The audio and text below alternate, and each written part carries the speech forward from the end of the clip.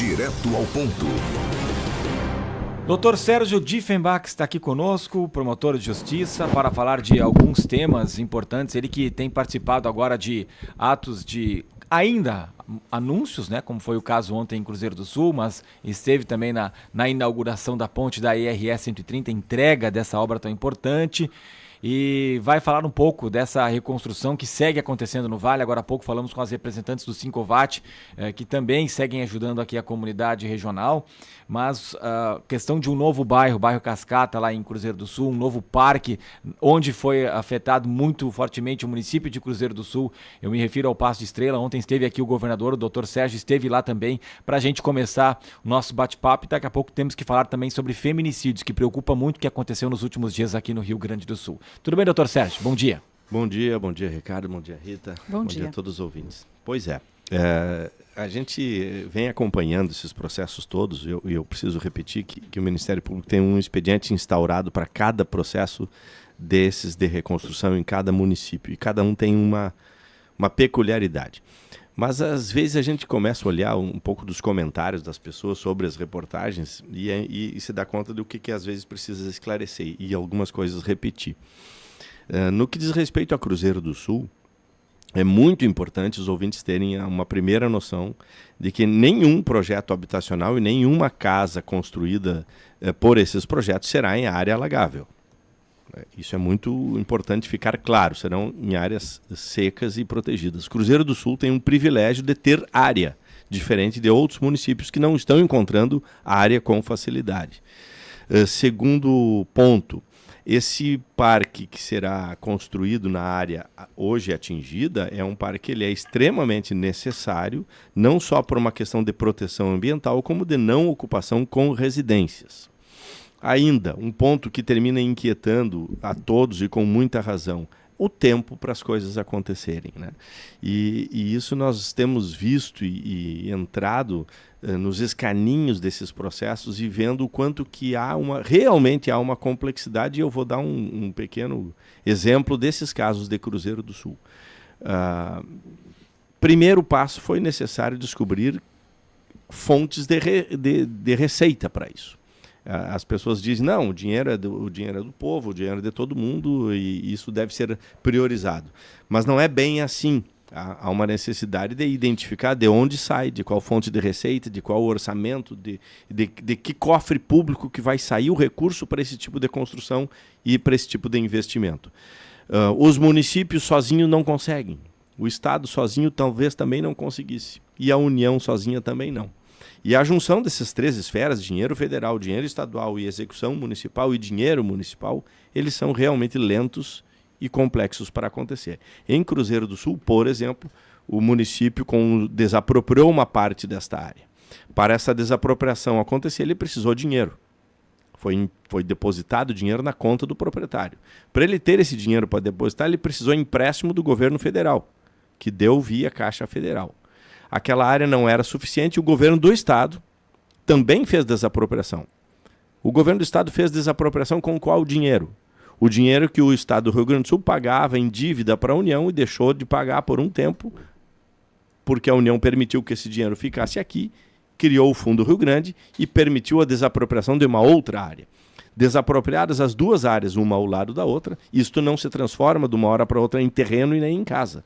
É o que se chama de uma terra bruta, que ela precisa ter análise de solo, precisa ter análise de arruamento, precisa ter medição, precisa ter verificação de lindeiros, precisa ter registro de imóveis, precisa ter uma série de coisas para sair um loteamento, assim como no dia a dia da vida privada.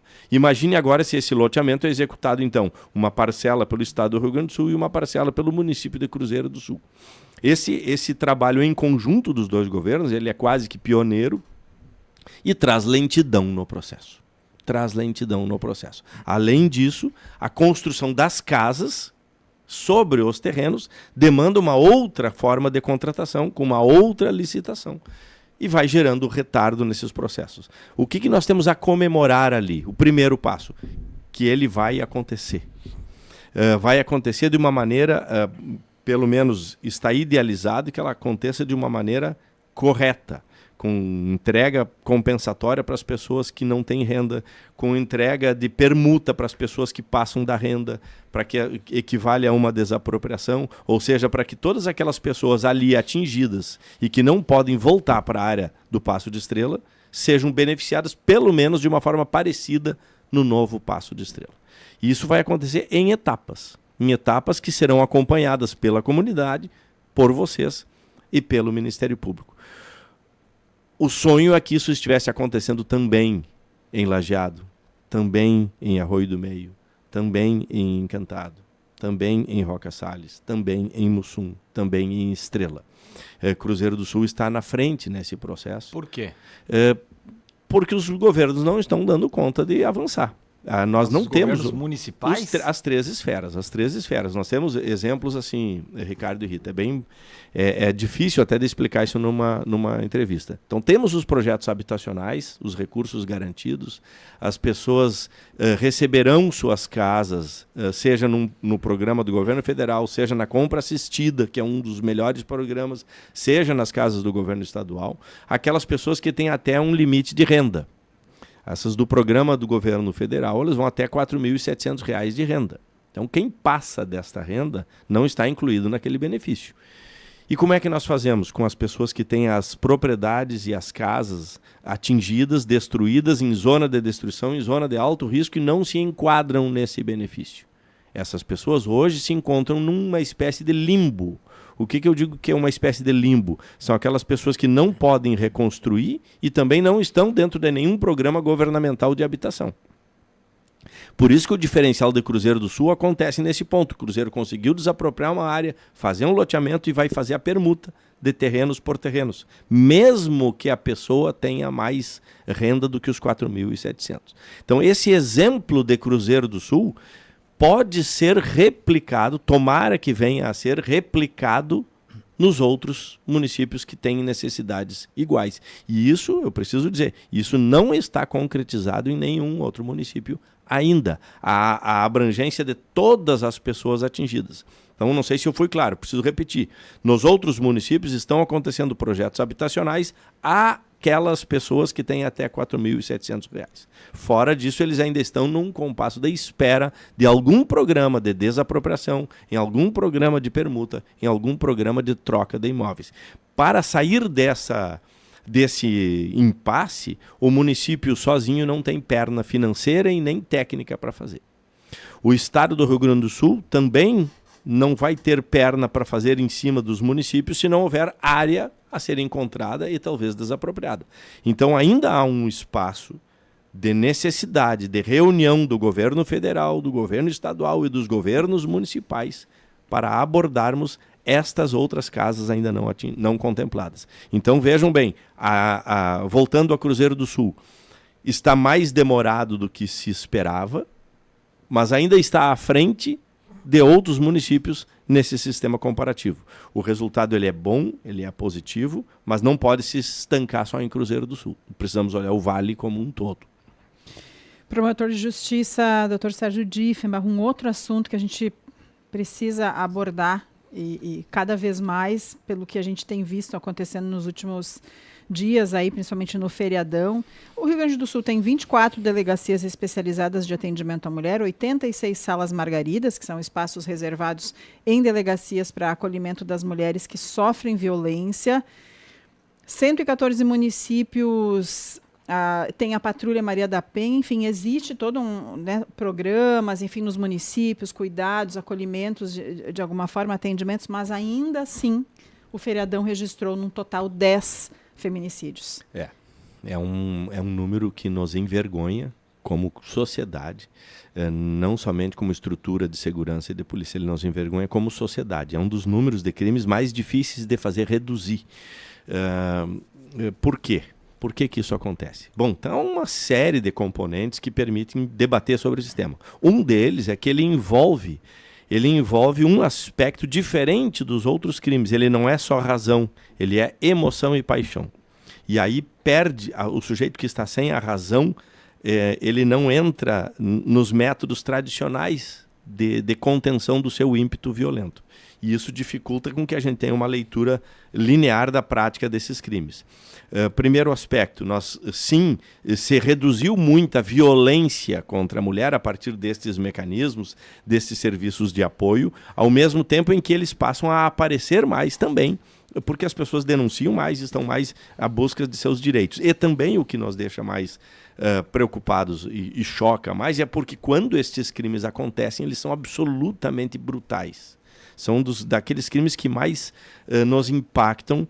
Nós imaginarmos, por exemplo, uma criança, como foi esse último, uma criança ter que presenciar um dos lados do seu coração matando o outro. Isso choca, isso marca, isso fere de uma maneira indelével e não há quem tenha complacência ou qualquer espécie de compreensão desses episódios.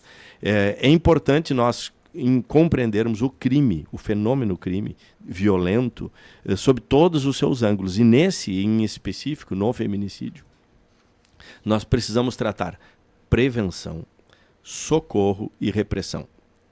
Talvez sejam 3 ângulos distintos de um mesmo fenômeno: prevenção, socorro e repressão.